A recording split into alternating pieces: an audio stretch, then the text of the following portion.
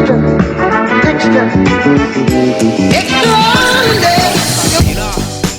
semuanya, kembali lagi di channel Technology of Society.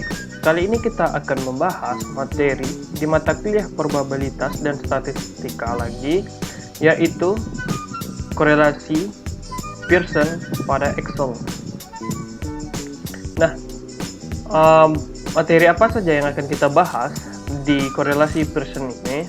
Yang pertama itu kita akan membahas apa itu korelasi Pearson. Yang kedua, kita akan menggunakan korelasi Pearson pada Excel. Yang ketiga, kita akan menyelesaikan sebuah studi kasus menggunakan korelasi Pearson, baik itu secara manual maupun secara instan pada Excel.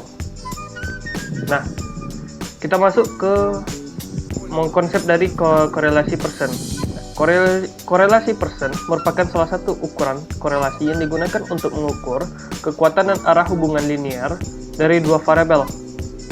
Nah, dua variabel dikatakan berkorelasi apabila perubahan salah satu variabel disertai dengan perubahan variabel lainnya. Nah, korelasi di sini maksudnya adalah suatu hubungan. Kalau kata dasarnya adalah relasi, relasi itu adalah suatu hubungan. Nah, selanjutnya harus diingat bahwa nilai koefisien korelasi yang kecil bukan berarti kedua variabel tersebut tidak saling berhubungan. Mungkin saja dua variabel mempunyai keeratan hubungan yang kuat, namun nilai koefisien korelasinya mendekati nol. Misalnya, pada kasus hubungan non-linear, koefisien korelasi hanya mengukur kekuatan hubungan linear dan tidak pada hubungan non-linear. Harus diingat pula bahwa adanya hubungan linear yang kuat di antar variabel tidak selalu berarti ada hubungan kausalitas, atau biasa disebut dengan sebab akibat. Nah, kita masuk ke analisa korelasi Pearson. Nah, biasanya korelasi Pearson itu atau nilai korelasi dilambangkan dengan R. Nah, dan nilai korelasi itu berkisar antara 0 sampai 1.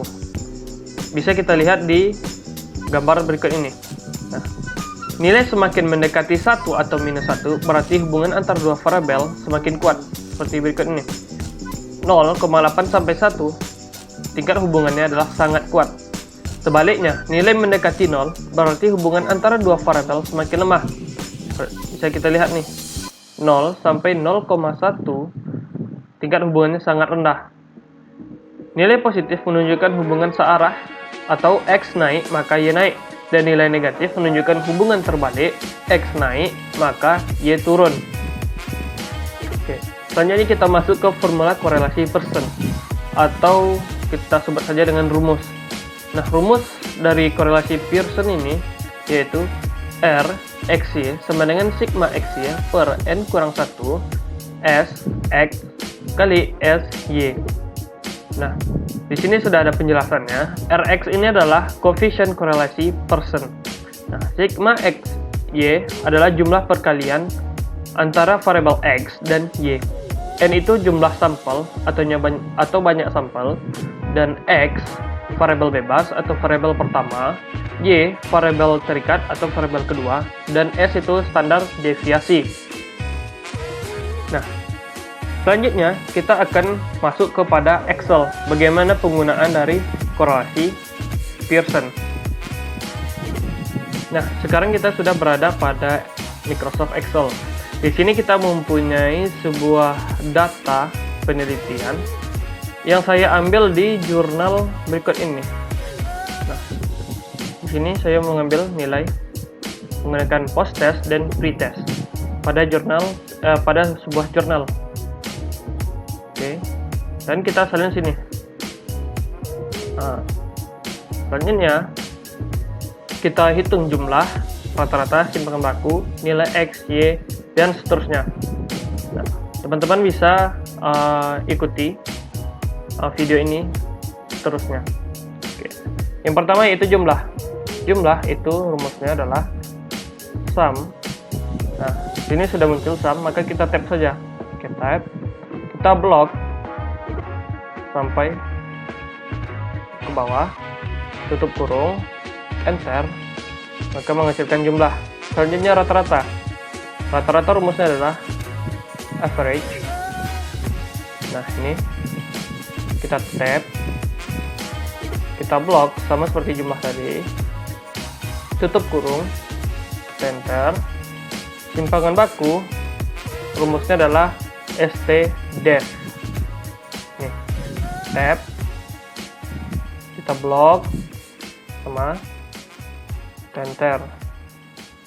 Selanjutnya postes y, sama seperti cara yang ini, kita buat sum tab kurung ke rata-rata, kita blok, tutup kurung, misalnya simpangan baku st def blok. Oke, nah kita sudah mendapatkan jumlah rata-rata simpangan baku. Selanjutnya kita mencari variabel bebas atau variabel pertama tadi yang nih, variabel nih. Rumusnya yaitu sama dengan kita blok subjek pertama, selanjutnya kita kurangi dengan rata-rata. Nah, di sini kita tambah variabel $, dan variabel $, supaya nanti kita bisa memblok ini semua tanpa harus kita membuat rumus satu persatu. Nah, kita enter. Nah, ini tinggal kita blok ke bawah, maka otomatis dia terbuat. Oke, nah, kita rapikan dulu.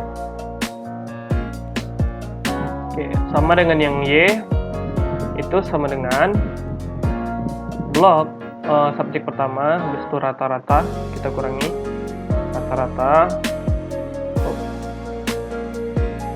$, enter. Nah, tinggal kita blok semuanya. Tunggu. Oke, pas. Selanjutnya XY itu tadi nih, sigma XY adalah jumlah perkalian X kali Y.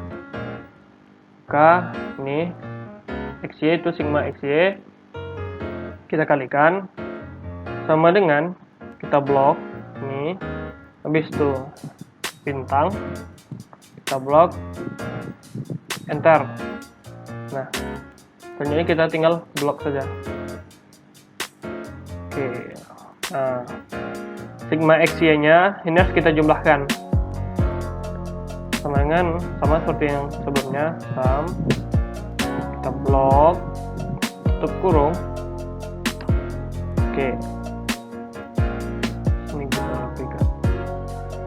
Nah, oh ya, saya lupa menjelaskan tadi bahwa yang kita pakai ini, cara yang kita pakai ini adalah cara manual. Jadi di awal sudah saya jelaskan, yaitu menggunakan cara manual dan instan. Nah, yang pertama ini cara manual. Oke, sigma XY-nya sudah kita dapatkan. Langsung saja kita masuk ke rumusnya. Kita buat sama dengan kita blok sigma XY-nya, habis itu per n ini tadi kan jumlah sampel 6 dikurangi 1, maka 5. Kita buat aja langsung, buka kurung 5, selanjutnya dikali dengan standar deviasi atau simpangan baku X nih, kita kali lagi dengan yang Y. Oke, tutup kurung, enter. Nah, inilah dia korelasi persennya. Maka kita lihat ke interval persennya 0,5, berarti dia berada di range cukup kuat. Nah, berarti data yang kita punya ini mempunyai korelasinya yang sangat cukup kuat. Selanjutnya kita masuk ke secara instan. Nah, secara instan ini kita hanya menggunakan satu rumus, yaitu di Excel ada namanya Pearson. Kita buat aja sama dengan Pearson. Nah, ini sudah ada. Oke. Nah, di sini array titik koma array 2. Nah, array 1 ini adalah Block X atau pretest dan array 2 ini adalah posttest.y. Nah, ini kita blok. Oke. Rumusnya itu array 1 titik koma dan array 2. Oke. Tutup kurung, maka tinggal angkat. Nah, hasilnya sama. Oke. Ini kita buat manual dan ini instan. Oke. Blok.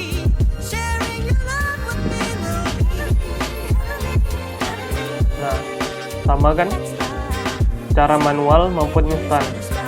Ini tergantung kepada teman-teman semua yang mana ingin dipakai saat menggunakan korelasi Pearsonnya, mau cara manual maupun secara instan.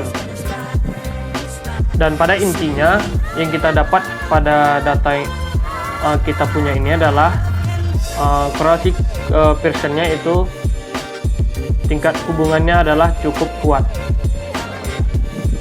Mungkin hanya itu yang bisa saya sampaikan tentang korelasi Pearson. Jika ada kesalahan baik tutur kata maupun yang lain, mohon dimaafkan. Jangan lupa like, share, dan subscribe.